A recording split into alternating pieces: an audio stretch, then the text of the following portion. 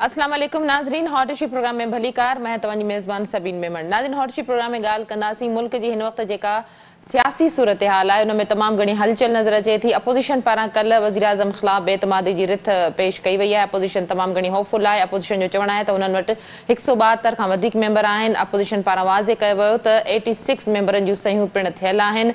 इन खां अलावा जेकॾहिं वज़ीर आज़म जे हवाले सां ॻाल्हाईंदासीं त वज़ीर आज़म जो चवणु आहे त गेम उते वञी रही आहे जंहिंजो मां एक्सपर्ट आहियां। वज़ीर आज़म जो चवणु आहे त अपोज़िशन जी आख़िरी वारदात साबित थींदी। वज़ीर आज़म चयो त 2028 ताईं जेकॾहिं नाकाम थिया त मां इन्हनि खे सबक़ सेखारींदमि। इन हवाले सां जेकॾहिं मेल मुलाक़ातनि ऐं मशवरनि जी जेकॾहिं ॻाल्हि कजे त उहो सिलसिलो पिणु जारी आहे। चौधरी शुजात ऐं मौलाना फज़ल रहमान जे विच में मुलाक़ात थी। चौधरी शुजात ऐं ज़रदारी जे विच में अॼु मुलाक़ात थियणी आहे। अलीम ख़ान तरीन ग्रुप में शमूलियत खां पोइ जहांगीर तरीन सां अहम मुशावरत जे लाइ लंडन पहुची चुको आहे, जॾहिं त शहबाज शरीफ़ ऐं सिराजुल हक़ जे विच में पिणु मुलाक़ात थी। अपोज़िशन जूं अञा ताईं कोशिशूं आहिनि त इत्तेहादियुनि खे छॾे करे ऐं असां पंहिंजा नंबर पूरा करे वज़ीर आज़म ख़िलाफ़ जेका बेतमादी रिथ आहे उन जी कामयाबी खे यकीनी बणायूं।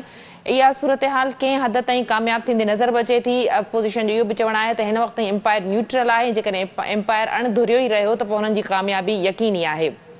इन खां अलावा जेकॾहिं वज़ीर आज़म जे हवाले सां ॻाल्हि कजे त वज़ीर आज़म पिणु मुतहरिक थी वियो आहे त बेतमादी जी जेका रिथ आहे उनखे नाकाम बणाइजे। इन हवाले सां पंजाब जी वॾी वज़ारत जे हवाले सां पिणु मशवरा शुरू थी चुका आहिनि। परवेज़ इलाही हिन वक़्तु PTI जे तरफ़ां पिणु फेवरेट क़रार ॾिनो पियो वञे, जॾहिं त वज़ीर आज़म पारां अॼु कराची जो दौरो पिणु कयो वियो आहे, जंहिंमें वज़ीर आज़म 3.5 सालनि में पहिरियों भेरो बहादुराबाद वञी MQM जे अॻुवाणनि सां मुलाक़ात कई आहे, जंहिंमें MQM जे अॻुवाणनि पारां साॻिया ई पंहिंजा मुतालबा रखिया विया, जिन मां कुझु मुतालबा वज़ीर आज़म पारां फौरी तौरु शायदि मंज़ूर किया विया आहिनि। जंहिंमें पहिरियों उन्हनि जूं ऑफ़िसूं खोलण वारी ॻाल्हि हुई, जंहिंमें हैदराबाद में जेका उन्हनि जी ज़ोनल ऑफ़िस आहे उहा खोलण जो फ़ैसिलो पिणु कयो वियो आहे।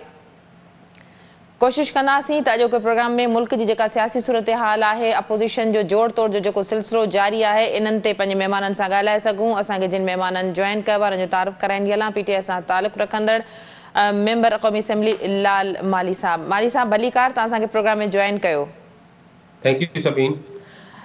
सीनियर सियासी तर्जनिगार जामी चांडियो साहब असां सां गॾु आहिनि। जामी साहब तव्हांखे भलीकार, तव्हां असांखे प्रोग्राम में जॉइन कयो। महिरबानी सबीन। माली साहब, शुरूआत तव्हां खां कंदमि। छा चवंदो हिन वक़्तु जेका सूरत हाल मुल्क जी आहे, वज़ीर आज़म जे ख़िलाफ़ बेतमादी जी रिथ बि जमा थी चुकी आहे, अपोज़िशन ॾाढी पुरएतमाद नज़र अचे थी। वज़ीर आज़म बज़ाहिर त ॻाल्हियूं करे थो, पर उन जे लहजे मां किथे किथे इहो लॻे थो त वज़ीर आज़म घबरायल ज़रूरु आहे। छा चवंदव? Thank U Sabeen. बेसिकली तव्हांखे यादि हूंदो जॾहिं इमरान ख़ान पावर में आयो ऐं पाकिस्तान तहरीक इंसाफ़ जी हुकूमत ठही त हुन पंहिंजे ख़िताब में ई चई छॾियो हुयो त हीउ जेको चोर करप्ट नाहिल टोलो आहे, इहो सभु मुंहिंजे ख़िलाफ़ मुतहद थी वेंदो, छाकाणि त हिननि खे इहे क्लिप्स मौजूदु आहिनि त छाकाणि त हिननि जूं हिननि जा इंट्रस्ट साॻिया आहिनि। हीउ मुल्क खे रूल करणु चाहिनि था, हीउ चाहिनि था त हीउ मुल्क खे लुटींदा फुरींदा रहनि, हिननि जूं जाइदादूं मुल्क खां ॿाहिरि हुजनि। सो असां इहा आइन एक्सपेक्टेड हुयो त हिकु मरहले ते इहे सभु गॾु थी वेंदा। हाणे अचो त अदम एतमाद जी जेका आहे मोशन जेका थी आहे उन ते कल्ह ताईं या अॼु ताईं अञा ताईं हिननि वटि जेको ई दावा कनि था त असांजा नंबर पूरा आहिनि, त अञा ताईं असांजे कंहिं बि इत्तेहादी हिननि खे इहो नाहे चयो त असीं तव्हांजी सपोर्ट कंदासीं। ऐं उहो अञा ताईं अॼु बि MQM प्राइम मिनिस्टर सां मुलाक़ात कई आहे। कल्ह टियों ॾींहुं कल्ह बि जेका आहे Q लीग जे अॻुवाणनि मुलाक़ात कई आहे, BAP जे अॻुवाणनि कई आहे। त अहिड़े क़िस्म जो माली साहब, अपोज़िशन बिल्कुलु क्लियर करार ॾिनो आहे त चौधरी परवेज़ इलाही सां बिल्कुलु हुनजी मुलाक़ात आहे, पर इत्तेहादियुनि ते एतिरो डिपेंड हू नथा कनि। हू डिपेंड कनि था PTI जे अंदरि जेके इख़्तिलाफ़ आहिनि, PTI जे अंदरि जेके बाग़ी मेंबर मौजूदु आहिनि, उन्हनि ते उन्हनि जो घणो फोकस रहे।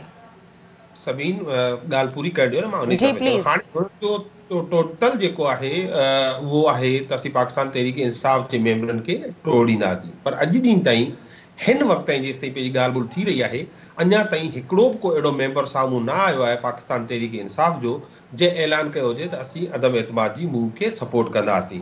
उन खां अलावा तव्हांखे कानूनी पोज़ीशन इहा आहे त असांजो को बि मेंबर जेको पाकिस्तान तहरीक इंसाफ़ जे टिकट ते खटी आयो आहे, उहो पाकिस्तान तहरीक इंसाफ़ जे ख़िलाफ़ वोट नथो करे सघे। जे वोट कंदो त उन लाइ ॿ जेके आहिनि कॉन्सिक्वेंसिस थी सघनि था। हिकिड़ो, छाकाणि त इहो आइन ऐं कानून जी भञकड़ी हूंदी, आइनी तरह उहो नथो करे, उनखे स्पीकर ईअं करण खां ऐन उन वक़्तु रोके सघे थो जंहिं वक़्तु हू वोटिंग थी रही हुजे, छाकाणि त इहो स्पीकर जो फ़र्ज़ु आहे त जेॾीमहिल आइन जी का भञकड़ी थींदी हुजे, कानून जी भञकड़ी थींदी हुजे ऐं उहो पार्लियामेंट में, त उन लाइ रुकावट बणिजे। जेकॾहिं उते इहो नथो थिए ऐं हू वोट करण में कामयाब थियनि था करे थो ऐं उन रुकावट बणिजे, त हू नाअहल थी वेंदा।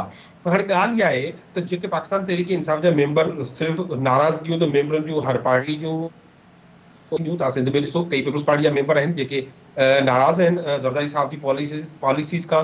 कई नून लीग जा मेंबरान आहिनि जेके नाराज़ आहिनि पंहिंजो नवाज़ शरीफ़ जी पॉलिसीज़ खां। तव्हां ॾिठो उन में वाज़ह ग्रुपिंग्स आहिनि, इवन मरीम नवाज़ जो ऐं शहबाज शरीफ़ जा अलॻि अलॻि ग्रुप्स आहिनि। पर उनजो मक़सदु इहो न आहे त उहो सभु टुटी असां ॾांहुं अचनि था पिया या असांजा सभु मेंबर टुटी होॾां वञनि था पिया। त इहो गेम ऑन आहे। यकीनी तौर ते जेको सियासी पारो आहे उहो तमामु घणो चढ़ियल आहे। हुननि पंहिंजी आख़िरी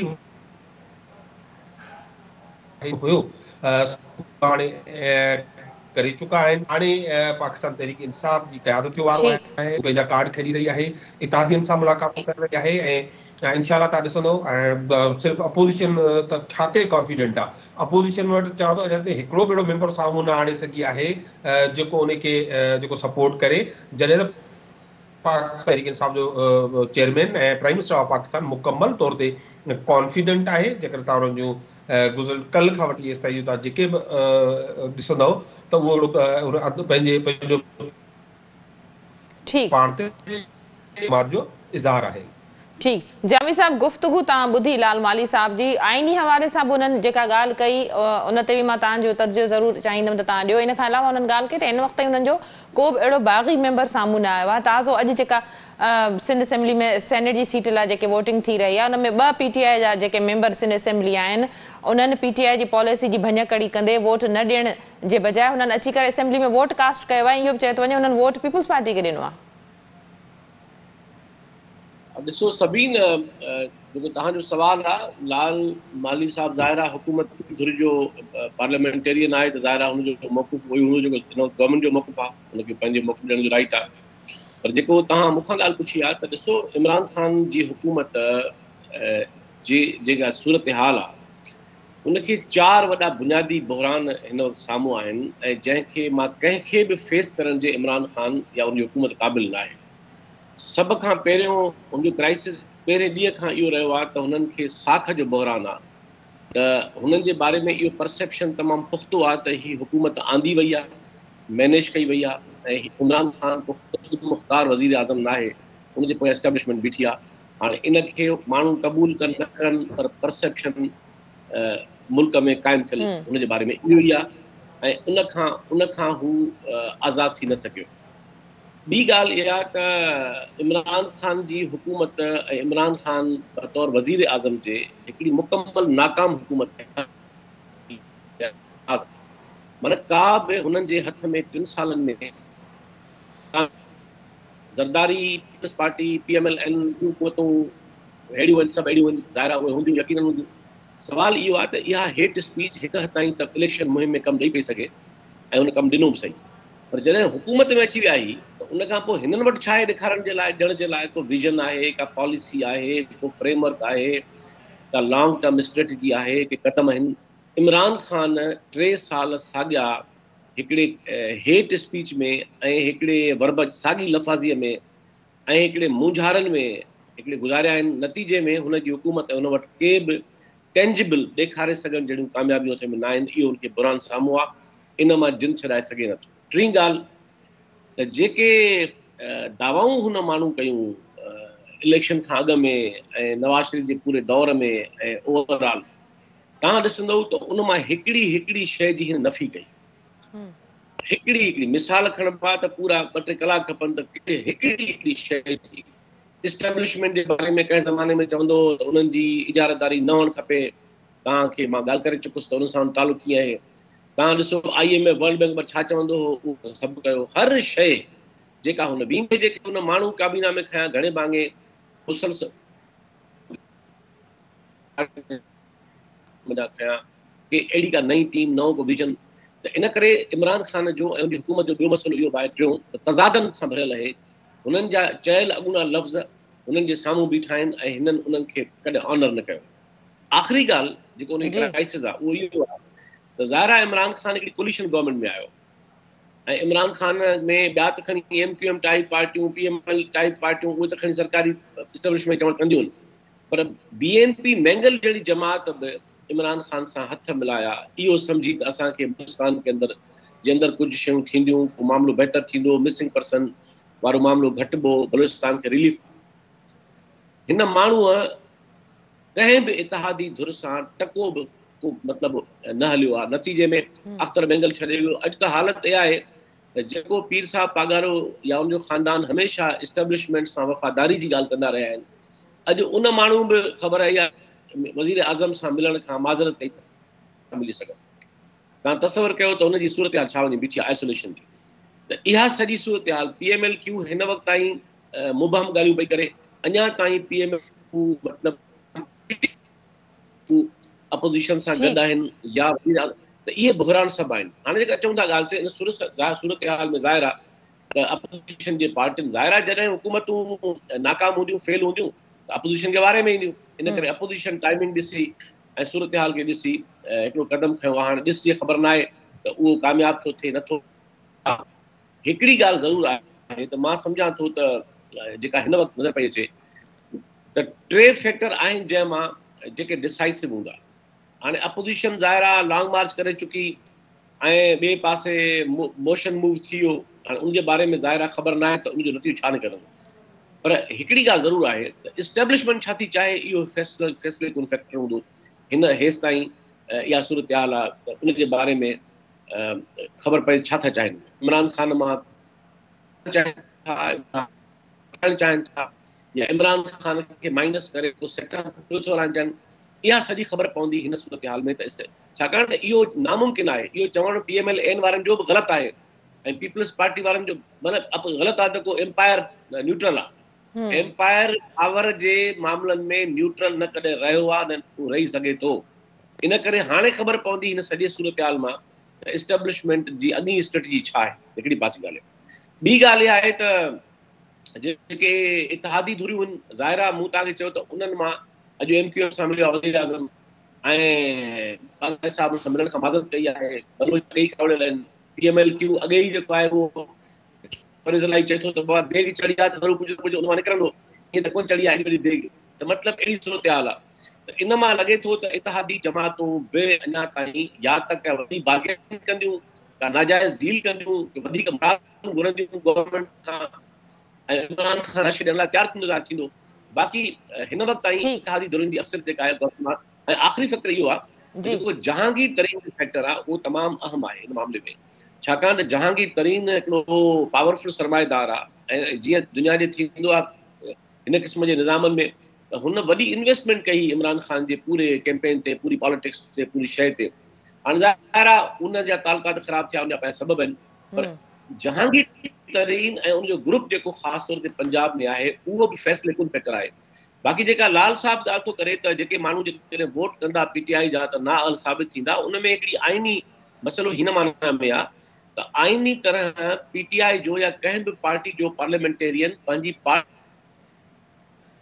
छाकाणि त जंहिं पार्टी जे टिकट ते खटी आयो आहे जंहिं पार्टी जे निशान ते खटी आयो आहे उनखे नथो बिट्रे करे सघे पर जेकॾहिं के मेंबर चवंदा त असां पार्टी में आहियूं पार्टी निशान साॻियो ई आहे असां पार्टी कोन छॾी आहे ऐं असां हुकूमत मां बेज़ार आहियूं त इहो उन्हनि जो अख़्तियार थी सघे थो इन में आइनी तरह डिस्क्वालीफाई कोन ऐं 162 उन्हनि ते नथो लॻी सघे माली साहब गुफ़्तगू तव्हां ॿुधी छा चवंदो वज़ीर आज़म जी अॼु कराची यात्रा जे हवाले सां उहा MQM जंहिंजे माज़ी जे हवाले सां वज़ीर आज़म जा बयान भरिया पिया आहिनि उन MQM जंहिं ते पाबंदियूं जंहिंजे ऑफिसनि ते लॻियूं 2016 खां पोइ मरकज़ी ऑफिस त उन्हनि जो अञा 90 बंदि आहे पर उन खां अलावा वज़ीर आज़म जे अॻियां जेके उन्हनि मुतालबा रखिया बज़ाहिर त उन्हनि जेके अॻुवाणनि प्रेस कॉन्फ्रेंस कई त असांखे सियासी दफ़्तरनि जी ऑफिसनि जी का ज़रूरत कोन्हे पर उन्हनि बावजूदि उन्हनि ऑफिसूं खोलण जा जेको मुतालबो जंहिंखे बर वक़्तु वज़ीर आज़म पारां मंज़ूर बि कयो वियो तव्हां नथा सम्झो त MQM खे ॿीहर जीआरण जी पंहिंजे 2-3 वोटनि जे करे ज़ाती सियासी मफ़ादनि जे करे उन्हनि खे कोशिशि थी रही आहे ॿीहर जीआरण जी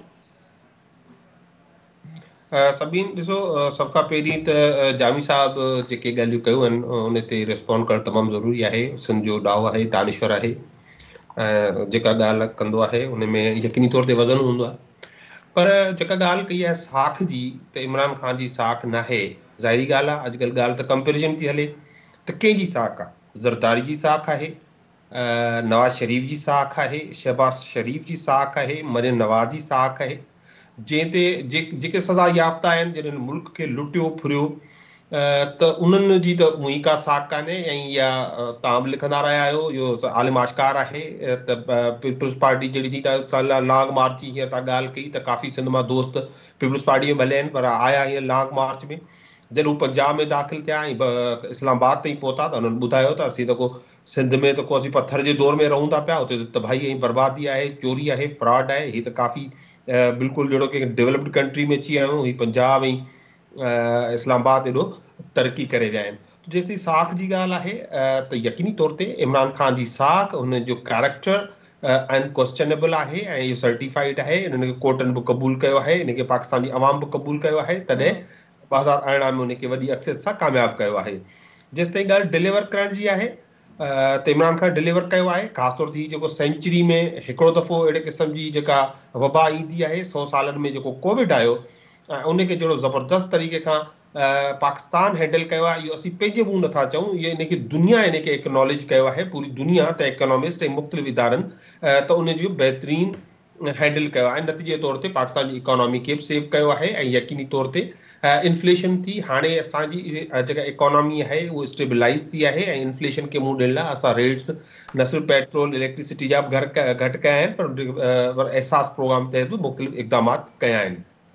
हाणे तव्हां अची वञूं त तव्हांजो अॼु इहो सुवाल मूंखे इंतिहाई इरिलेवेंट लॻे थो त 3 साल इमरान ख़ान छा चवंदो रहियो? 3 साल त MQM असां सां गॾु रही आहे। यकीनी तौर ते असांखे अक्सरियत कोन मिली, असीं इतादियुनि जी मदद सां जेको इहो हुकूमत ठाही आहे।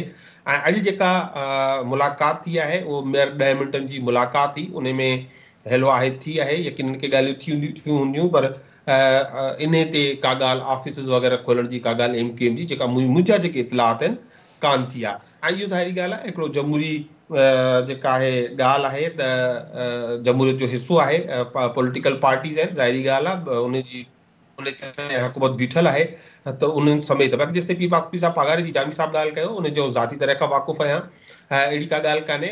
पीर साहब जी तबियत नासाज़ आहे ऐं उन्हनि जी सॼी पार्टी जेका आहे, मूंखे जेका इतलात आहिनि, जेके बि मेंबर्स आहिनि सभु उन्हनि प्राइम मिनिस्टर सां या मुलाक़ात करे छॾी आहे या उन सां मुलाक़ात थियण वारी आहे।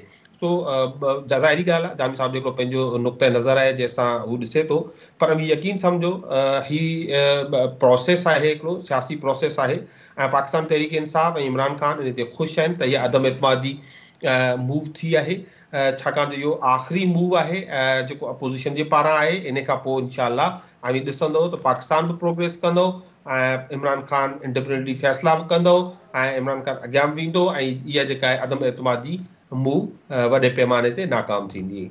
ठीकु जामी साहब, हिन वक़्तु जंहिं वक़्तु असां प्रोग्राम करे रहिया आहियूं, हिन वक़्तु इहा बि ख़बर आहे त निसार खोड़ो सेनेट जी सीट खटे चुको आहे, जंहिंमें 2 वोट जेके आहिनि से PTI जे बाग़ी सिंध असेंबली जे मेंबरनि जा बि आहिनि। बहरहाल परवेज़ इलाही जे हवाले सां जेकॾहिं ॻाल्हि कजे, पंजाब जी सूरत हाल बेतमादी जी रिथ त वज़ीर आज़म जे ख़िलाफ़ पेश कई वई आहे, पर वॾो अपसेट पंजाब में बि असांखे नज़र अचे थो। परवेज़ इलाही जो नालो मौजूदा जेको उस्मान बोज़दार आहे उन पारां बि सजेस्ट कयो वियो त बजाए अलीम ख़ान जे परवेज़ इलाही बहितर रहंदो। जेकॾहिं परवेज़ इलाही अचे थो त तव्हां सम्झो था त नून लीग खे बि गॾु खणी हली सघंदो, उन्हनि खे बि राज़ी करे वठंदो, या तरीन ग्रुप खे बि हू पंहिंजी ॻाल्हियुनि में आणे सघे थो। जेकॾहिं परवेज़ इलाही तरफ़ इहा शइ मूव थिए थी त पोइ बेतमादी जी रिथ ते इन जो को असरु पवंदो, या वज़ीर आज़म जो जेको वज़ीर आज़म जे मथां जेको प्रेशर आहे उहो को घटि थींदे नज़र ईंदो?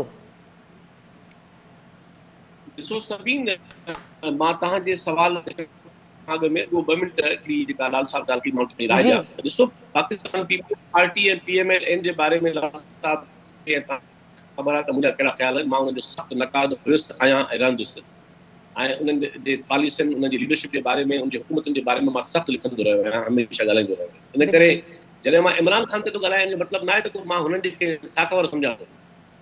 ज़ाहिर आहे पावर पॉलिटिक्स में हिकिड़े पासे जागीरदार ऐं वॾेरकी धुर आहे, ॿिए पासे सरमाएदार धुर आहे। कहिड़ी साख हूंदी हिन मुल्क में जागीरदार ऐं वॾेरकी ऐं सरमाएदार सियासत जी? इन करे ज़ाहिर आहे उन्हनि जे बारे में असांखे का बि मुंझारो न आहे, मूंखे त घटि में घटि पतो ई न आहे। पर मसइलो इहो आहे त हीउ जेको इमरान ख़ान पाण खे जंहिं क़िस्म जी इमेज बिल्डिंग कई, दावाऊं कयूं ऐं ॻाल्हियूं कयूं, उन हिसाब सां हुन जा हुन माण्हू जी आज़ाद सियासत जा, पॉलिसियुनि जा, फ़ैसिलनि जा ऐं साख जो बहरान जेका मां ॻाल्हि सवेर कई, उहा इन माना में न आहे त को शख़्सी साख जो मसइलो आहे। मां इमरान ख़ान जेको ज़ाती कोन पियो ॻाल्हायां शख़्सियत खे, त उनजी साख जो मसइलो आहे। सवाल आहे त हिकिड़ी वज़ीर आज़म जी हैसियत में हुनजी ज़िम्मा सड़ी एस्टेब्लिशमेंट जे बारे में पार्लियामेंट खां पोइ ॻाल्हायो आहे। सॼी 2018 जी इलेक्शन मां उन में पाण मीडिया ते तव्हांखे यादि हूंदो, असां मिंट मॉनिटर कयो सॼी शइ जो। मां उन खां पोइ जवाब इमरान ख़ान एस्टेब्लिशमेंट जे बारे सॼे मुल्क खानो ख़राब आहे, हे रियासती बहरान आहे, मुआशी बहरान आहे, सियासी बहरान आहे, छा उन में को किरदारु न आहे उन्हनि जो? ऐं इमरान ख़ान जी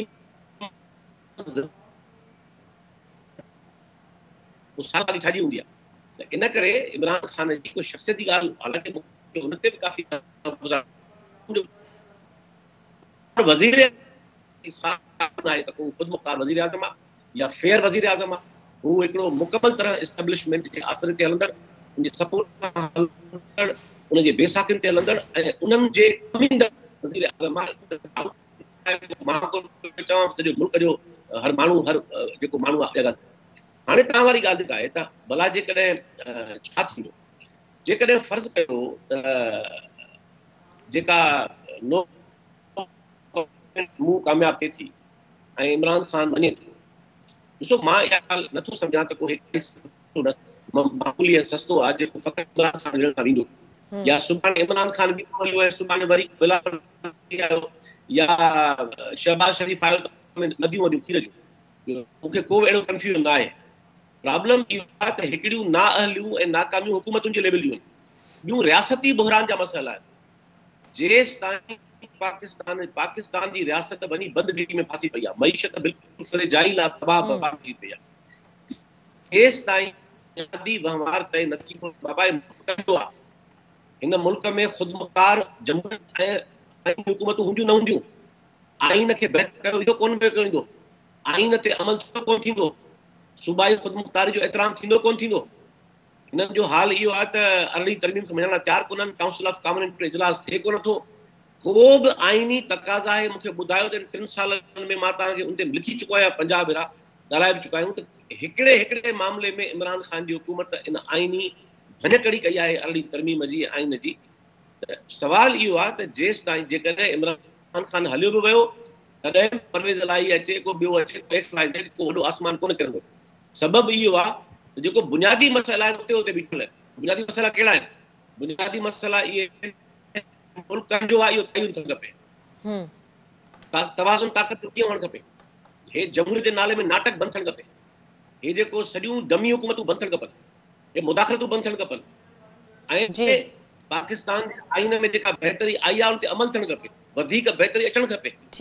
ऐं हिन मुल्क खे हिकिड़ी हक़ीक़ी वफ़ाक़ी रियासत बनायो वञे, हिकिड़ी हक़ीक़ी सेक्युलर वफ़ाक़ी ऐं जमहूरी रियासत। त हिन क़िस्म जे लाल साहब त पाण हिंदू कम्युनिटी सां वास्तो रखे थो, हे माण्हू जेको मज़हबी हवाले सां हिकिड़ो बीमार ज़हन रखे थो, इमरान ख़ान, जंहिं वटि तसवर आहे कंहिं सेक्युलर रियासत जे ऐं जमहूरी रियासत जो, कहिड़ो ख़ाको आहे इमरान ख़ान वटि जंहिंमें जमहूरी आहे। उहो त हिकिड़ो अॼु बि हिकिड़ी सख़्तु तंगनज़री वारी सोचो मालिक आहे। इन करे ही बहरान रियासत जो आहे। जे इमरान ख़ान वियो त पोइ बि जेके ईंदा पोयां वेठा कतार में वेठा आहिनि, उहे मुल्क में बहितरी न आणींदा हिन तरीक़े सां। न खंजर उठेगा न तलवार इनसे ये बाज़ू मेरे आज़माए हुए हैं, माण्हू ॾिसी वेठा आहिनि। इन करे असांजो चवणु इहो आहे त ठीकु आहे, हिन मौक़े ते यकीनन इमरान वञणु खपे या हीअ हुकूमत मां जिन छिड़ाइणु खपे, पर इहो हल न आहे सॼे बहरान जो। हल इहो आहे जेके मूं तव्हांखे बुनियादी सुवाल चया त हिन मुल्क खे जेसि ताईं हिकिड़ी अवामी फलाही सेक्युलर हिकिड़ी वफ़ाक़ी पार्लियामानी जमहूरियत न ठाहींदो, हिन मुल्क में को बि अचे वेहंदो मलाइकनि खे अची विहारियो, दमी हुकूमतूं ठाहे कुझु न करे सघंदा। इन करे ही बहरान रियासत जो आहे ऐं उन में हिकिड़ो कंट्रीब्यूशन, हिकिड़ो हिसो इमरान ख़ान जो बि आहे हिन 3 सालनि में। ऐं ईअं न आहे त को इमरान ख़ान खां पहिरीं इहो बहरान कोन हो, पीपल्स पार्टी हुकूमत में बि इहो ई बहरान हो, PMLN में बि इहो बहरान हुयो, उनखां पहिरीं बि इहो बहरान हो, रियासत जो बहरान आहे। इन बहरान में हे सभई पावर जूं जमायतूं मौक़े परस्त आहिनि, हे सभई मौक़े परस्त आहिनि, हे सभई डील करे ईंदियूं आहिनि। नतीजे में हिननि खे पंहिंजा हिकिड़ा गिरोही ऐं तबक़ाती मफ़ाद आहिनि, इनफ़रादी कनि था, माण्हू उते उते बीठो आहे। हिन वक़्तु पाकिस्तान जी मईशत बिल्कुलु तबाह बर्बाद हालत में आहे। डॉक्टर हफ़ीज़ पाशा जो किताबु हींअर आयो आहे, तव्हांखे ज़रूरु पढ़णु खपे charter of economy in Pakistan. माण्हू जूं अखियूं खुलिजी वञनि त पाकिस्तान किथे बीठल आहे, सफ़ारती हिसाब सां किथे बीठो आहे, सियासी हिसाब सां किथे बीठो आहे। हे मुल्क बिल्कुलु हिकिड़े तबाह हाली जे बुनियाद ते बीठो आहे, बंदि घिटी में बीठो आहे। हिन मुल्क खे पंहिंजे माण्हुनि खे पघारूं ॾियण लाइ पैसा कोन्हनि, इदारनि जो हवाल बुरो आहे। त इन सॼी सूरत हाल में जुगाड़ जो हल जुगाड़, जुगाड़ जो हाणे जुगाड़, त ज़ाहिर आहे इमरान ख़ान खे बि इन्ही जुगाड़ जे हल जुगाड़ तो रांदो वियो। हुन खां पोइ बि जेकॾहिं का सेटअप अहिड़ो आयो त उहो अहिड़ो ई हूंदो। बुनियादी मामला ठीकु करण खां सवाइ पाकिस्तान जो रियासती सियासी मुआशी बहरान दुरुस्त न थींदो। वॾी महिरबानी तव्हां वॾी मौज़िज़ महिमाननि जी, तव्हां पंहिंजो मौक़िफ़ ॾियण जे लाइ प्रोग्राम में जॉइन कयो। नाज़रीन, जामी चांडियो ऐं लाल मालीअ सां गॾु जामी चांडियो जो चवणो हो त बुनियादी रियासती जेको बहरान आहे उहो तेसिताईं दूर न थींदो, तेसिताईं ख़तमु न थींदो जेसिताईं हिन मुल्क खे, हिन रियासत खे फलाही अवामी या जमहूरी रियासत नथो बणाए वञे, जंहिंमें सभिनी सियासी पार्टियुनि खे पंहिंजा मफ़ाद हिकु तरफ़ रखी करे अवाम जे लाइ सोचणो पवंदो। यकीनन मुल्क हिन वक़्तु ॾुखी सूरत हाल में आहे, सियासी जेको पारो आहे उहो उरूज ते आहे। ईंदड़ 2-3 हफ़्ता इंतिहाई अहम आहिनि ऐं थी सघे थो जेकॾहिं सूरत हाल तब्दील थिए त अवाम जे लाइ घटि में घटि इहो हुजे त मुल्क हिन मुआशी बहरान मां निकिरे ऐं पंहिंजे पेरनि ते सघारो थी बीह सघे, जेका हिन वक़्तु तमामु घणी बुनियादी ज़रूरत आहे। प्रोग्राम जे सिलसिले खे जारी रखंदासीं। वक़्तु थियो आहे मुख़्तसिर वक़फ़े जो, वठूं था वक़फ़ो।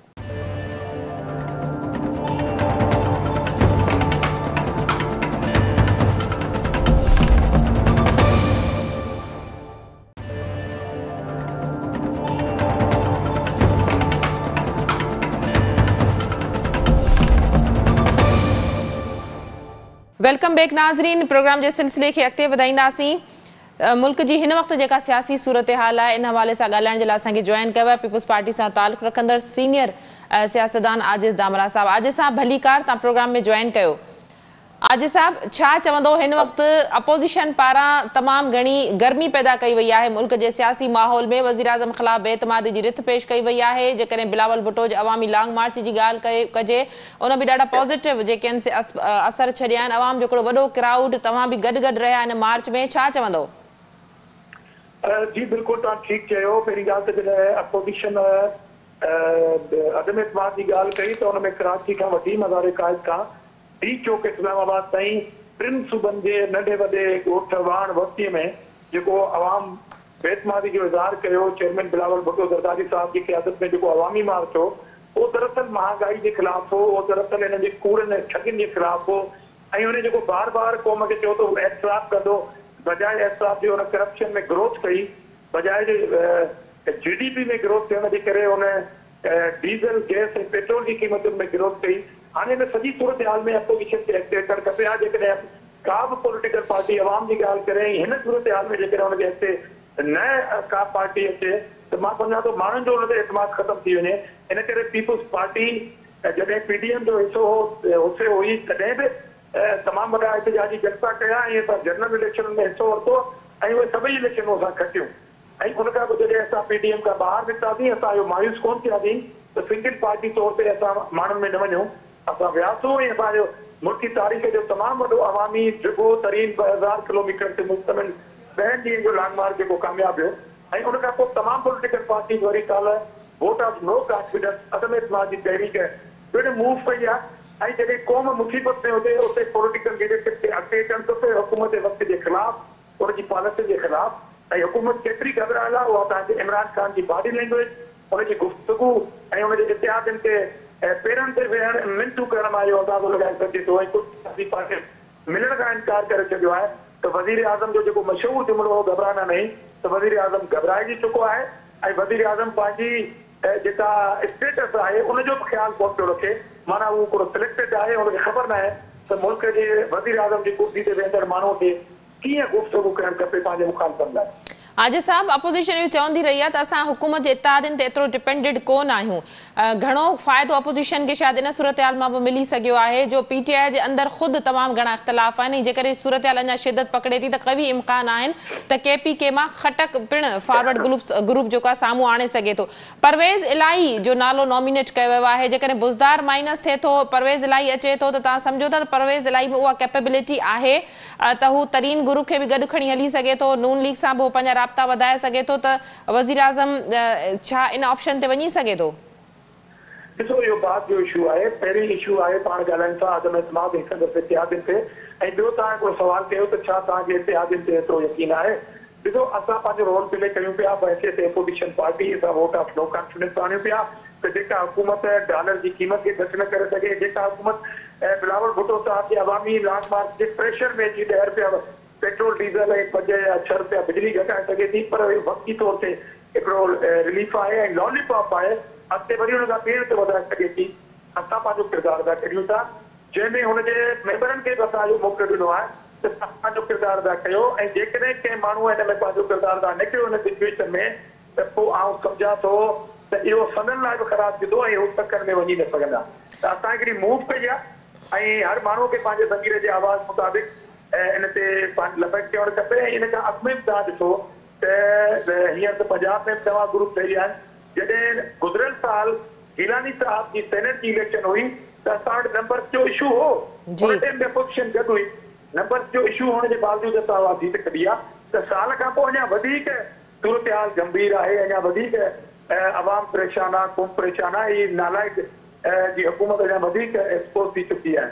त हींअर कवी इम्कान आहिनि। आजिज़ साहब, केतिरो कॉन्फिडेंट आहे अपोजिशन बेतमादी जी, केतिरो अपोजिशन कॉन्फिडेंट नज़र अचे थी बेतमादी रिथ जी कामयाबी जे लाइ? तव्हां चओ था त नंबर्स 172 खां बि अबव आहिनि। ॾिसो, असांखे 10 मेंबरनि जी ज़रूरत आहे। जेकॾहिं तव्हांखे हुन मां वधीक अंदाज़े जी ज़रूरत आहे दलील जी, त अॼु सेनेट जी इलेक्शन में 4 PTI जे मेंबरनि पीपुल्स पार्टी खे पाण मुरादो वोट कयो आहे। 4 MPs अॼु जॾहिं वज़ीर आज़म ज़रदारी साहब जे ख़िलाफ़ धमकियूं ॾियण ते अचे थो, ऐं धमकी या त गेट सिनेमा जो गेट कीपर थींदो आहे या उहो ज़िद्दी ॿार थींदो आहे, ॿाहिरि निकिरो तो मैं आपको देखूंगा, क्लास में वञी हिकिड़ो ॿार अहिड़ी धमकी ॾींदो आहे। पर वज़ीर आज़म जॾहिं सिंध यात्रा कई आहे त उते वज़ीर आज़म खे पंहिंजे ई 6 मेंबरनि इहो नियापो ॾेई छॾियो आहे त असीं तोसां गॾु कोन आहियूं। हाणे अॼोकी कल्ह वोट ऑफ नो कॉन्फिडेंस आयो आहे, 10 ॾींहं अॻे असां लॉन्ग मार्च कल्ह ख़तमु कयो आहे, ऐं अॼु थींदड़ सेनेट जी इलेक्शन में PTI जे मेंबरनि जे पारां अदम इस्तेमाल करण इमरान खान जी रात ते हू सिंध वेठो आहे ऐं सिंध जे MP ते अदम इस्तेमाल कयो आहे। त तव्हांखे अंदाज़ो करणु खपे त सूरत हाल PTI जी अंदरूनी बाक़ी कहिड़ी हूंदी। यकीनन 2 खां पोइ 4 मेंबर थी विया जिन जेको आहे सो बग़ावत कई आहे PTI खां। आख़िरी सवाल आजिज़ साहब, वज़ीर आज़म पारां जेका यात्रा कई वई आहे, MQM पाकिस्तान खे ॿीहर तव्हां नथा सम्झो त 2-3 सीटनि जे करे या वोटनि जे करे वज़ीर आज़म ज़ोनल ऑफिस खोलण जो फ़ैसिलो पिणु करे वरितो आहे? MQM जो इहो ई मुतालबो रहियो आहे त उन्हनि जूं बंदि थियल ऑफिसिस खोली वञनि। बनस्बत इन बक़ौल इन ॻाल्हि जे त हिन वक़्तु उन्हनि जे अॻुवाणनि जेका प्रेस कॉन्फ्रेंस कई त असांखे सियासी ऑफिसनि जी का ज़रूरत कोन्हे, उन बावजूदि उन्हनि जा मुतालबा इहे ई आहिनि त उन्हनि खे स्पेस ॾिनो वञे। वज़ीर आज़म अॼु पाण खे बचाइण जे लाइ MQM जहिड़ी जमात खे स्पेस ॾिनो आहे, छा चवंदो? MQM जेकॾहिं पंहिंजे चंद दफ़्तरनि जे ओपन थियण ते ऐं वज़ीर आज़म जी लेवल ते अची बीह रही आहे त इस्लामाबाद में MQM वटि अची दफ़्तर खोले ॾे थो या हैदराबाद जो हिकिड़ो दफ़्तर खोले हुनखे ॾींदो त उन खां वधीक इमरान खान जी घबराइण जी बि कहिड़ी सूरत हाल थी सघे थी। त हू इस्लामाबाद मां अची बहादुराबाद उन्हनि खे चंद दफ़्तर खोले ॾेई थो सघे। मतिलबु इहा त हद जी इंतिहा आहे त वज़ीर आज़म उन्हनि जे पेरनि में वेठो आहे ऐं हुननि पंहिंजो रिलीफ वरितो आहे सिर्फ़ु ऑफिसनि खे खोलण जो। किथे जेके ताना ताना त पीपुल्स पार्टी सिंध जे हक़ गज़ब कया आहिनि ऐं असां हुकूक सिंध मार्च कयो आहे, किथे आहिनि सिंध जे माण्हुनि जा हक़, किथे आहिनि सिंध जी NHC वार ते MQM छो थी ॻाल्हाए या लोकल पार्टी ते जेका हिननि एहतजाज कया उन ते छो गुफ़्तगू कोन थी आहे। त इन करे लेवल वज़ीर आज़म पंहिंजी इंतिहाई किराए छॾी आहे। बाक़ी MQM वटि भले 3 या 4 मेंबर हुजनि, MQM भले हिननि जी सपोर्ट करे, पर मूं त चयो त PTI खे काबीना जे अंदरि जेके वफ़ाक़ी काबीना आहे उन मां बि 10 मेंबर जेके आहिनि उहे सिलेक्ट थी सघंदा या त तव्हांजी पहिरीं कामयाब थी सघे। वॾी महिरबानी आजिज़ धामरा साहब, तव्हां पंहिंजो मौक़िफ़ ॾियण जे लाइ असांखे प्रोग्राम में जॉइन कयो। नाज़रीन, पीपुल्स पार्टी सां ताल्लुक़ रखंदड़ आजिज़ धामरा असां सां गॾु हुनजो चवणो त बेतमादी जी रिथ हर सूरत कामयाब थींदी। वज़ीर आज़म जी घबराइण जो वाज़े सबूत इन खां वधीक छा थी सघे थो त हू MQM जूं ऑफिसूं खोलण जे लाइ इस्लामाबाद खां अची करे कराची पहुतो आहे। अॼोके प्रोग्राम में एतिरो ई। ईंदड़ प्रोग्राम ताईं ॾींदा इजाज़त। अल्लाह वाही।